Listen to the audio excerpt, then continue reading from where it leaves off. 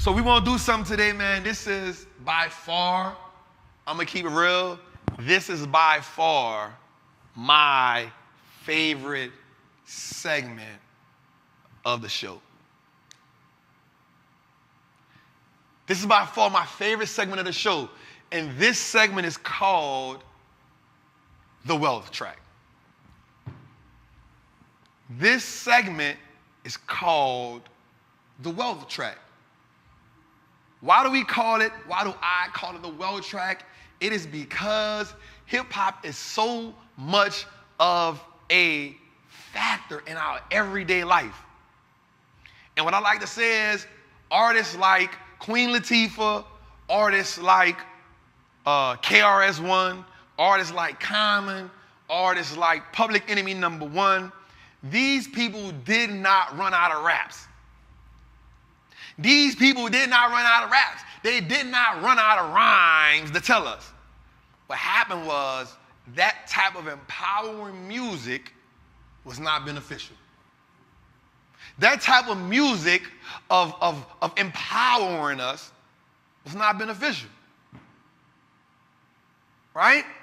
So what happened was we got flooded with a different type of music. Now, what I will say is that type of music, artists are simply telling their story. But what I will say is there are still artists who find a way to navigate and give us the best of both worlds. And today, because I felt like in the beginning of my journey, I felt like I was going to meet Nip. I felt like I was doing good work, and I felt like he would see my work. And at some point on my career, I felt like we were going to meet. He inspired me so much. Mailbox Money, Slauson, and I can go on, Crenshaw. He inspired me. He inspired us all way before Victory Lap. And Victory Lap was so emotional for us once we understood how prolific it was. If we would have known that would be the last album that we would have gotten from him, we maybe would have cherished him a little bit more. But I will say we all understood that album. And so I think that's the reason why we all were in such shock when he left us. So in honor of Nip, his birthday was yesterday, August the 15th. He also received a Hollywood star. We honor him today on the Wealth Track, which is why I wore my NIPSEY blue shirt, my NIPSEY blue pants, my sky blue J's. He says something in these lyrics that was so profound.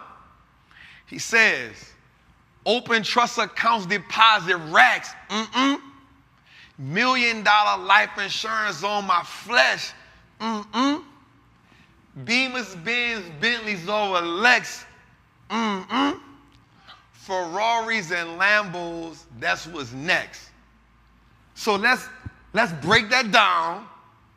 Let's understand that. And let's dig into that. So we start off with open trust accounts, deposit racks. He talking to us on a high level right there. He talking to us on a higher level right there. The key to wealth is owning a trust. You take a trust, the trust have ownership of a holding company. The holding company then has ownership of every LLC. Now you own nothing, control everything. He put us on game with that. If you didn't know, in the words of the late Biggie, if you don't know, now you know.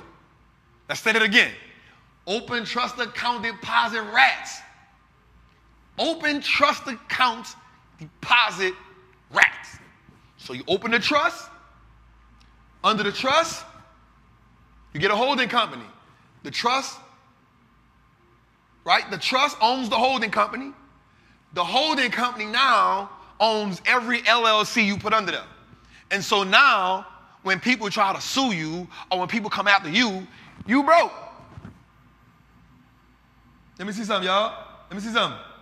Come on, I'm broke, baby. I ain't got no money. Oh, shit. I see you shining, nigga. I can smell a motherfucker with money. You heard me? I'm broke, baby. I'm broke, baby. Got no money. Right? So let's get to the next one. $1 million life insurance on my flesh. Right? So not only do we own a trust, right? We setting the company up, right? We setting the business. We setting the family up. But now we got the $1 million life insurance. I want y'all to understand something right quick, right? A $1 million life insurance policy isn't a lot. It doesn't cost you a lot of money. We as a culture, if you walk around here with some Jordans on, if you walk around here with a Birkin bag, if you walk around here with a pair of Gucci's on your feet, if you walk around here with a Cuban on your neck, if you walk around here with Prada on, if you on Instagram with all the designer on, if you taking trips everywhere, I want you to know that $1 million life insurance policy is cheaper than all that. Let's take a step back and let that sit in our spirit for a second. Moment of silence for Nip, and moment of silence for the realization of that seed that I just planted in your spirit.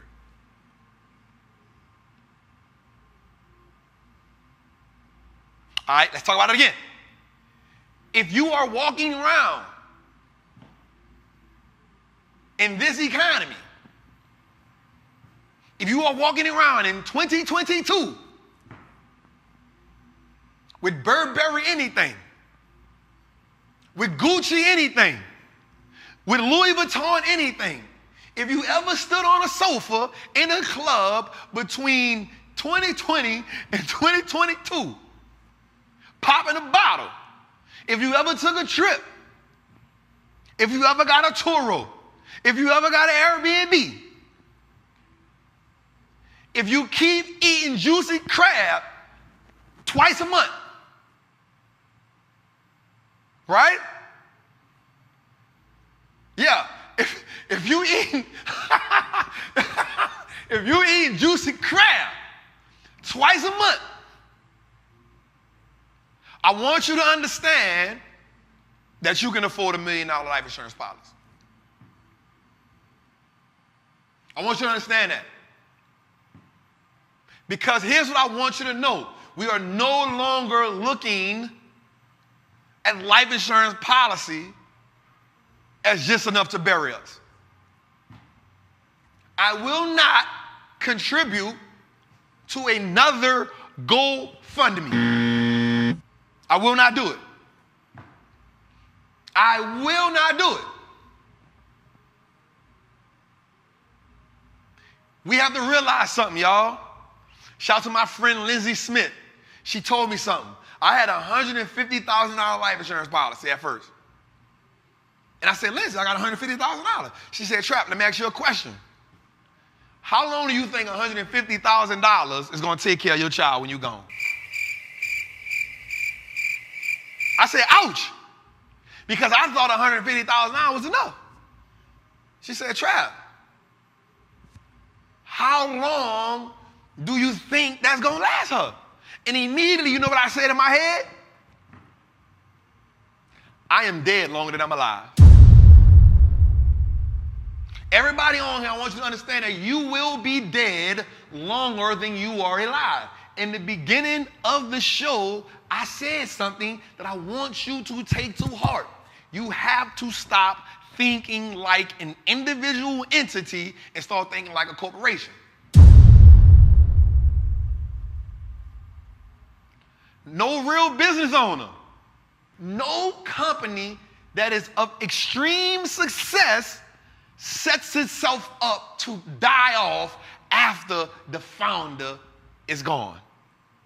They actually put their family and the corporation in position to thrive after they're gone. You ain't never met J.P. Morgan Chase in your life, but it's the biggest bank in the world and you still go there. The original man is gone. You ain't never met Sam Walton. You ain't never met them people, but you know their brand. You know the brand. $1 million life insurance policy isn't as high as you think it is. So when Nip said that, and I admire him for this, this was so important to me. Like, this showed me how dope he was, not only as an artist, but as a man. Jay-Z, someone that I also admire, went to Nip's girl, wife, and said to her, here's $5 million. And she said, nah, we good. She said, we good. He took care. When I heard that, I said, that was a man who spoke on wealth, but also moved with great intention. Let me say to all the fellas and all the kings out here, everybody who's listening to me, as a king, I want you to understand something. Your last name is your legacy. Queens, I'm not taking nothing from you right now. For the fellas, I want you to know it's your last name that carries. To all my kings, I want you to understand something. It is your last name that carries. What are you doing to turn your last name into an asset? My daughter has my last name. When she marries a man, she has to lose my last name and take on his. I want him to know there is a serious accountability factor when you trying to change her last name. When you sign that paper and say, I want to change her last name from Howard to something else, you got some big shoes to fill. I want you to think about that, kings. Your last name is what you work for every single day. Nothing away from the queens because y'all give birth. But that last name is attached, supposed to be, to a man. So men, kings, I want you to understand something. If you're raising a son and he has to go out in the world and marry someone and change their last name, let it be a last name of value. Let it be a last name that's worth something. Let it be a last name that is prolific. And you start building that now.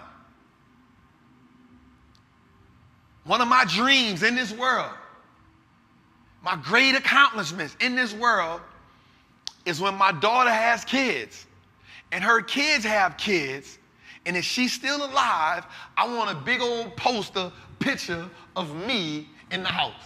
And I want my great-grandchildren, who I may one day never meet, I want them to look at that picture, and I want somebody to say that Grandpa Trapp, Uncle Trapp, is the reason why our name is what it is.